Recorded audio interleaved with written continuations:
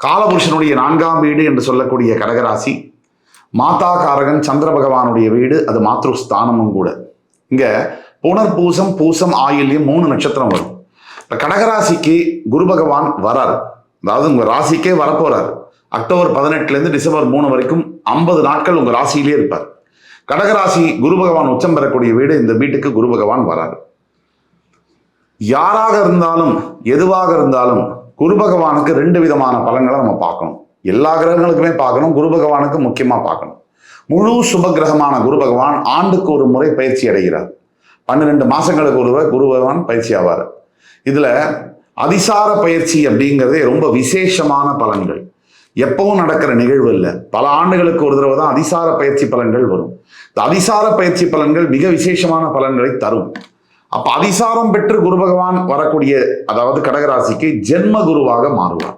இதுல கலந்த பலன்கள் உண்டு.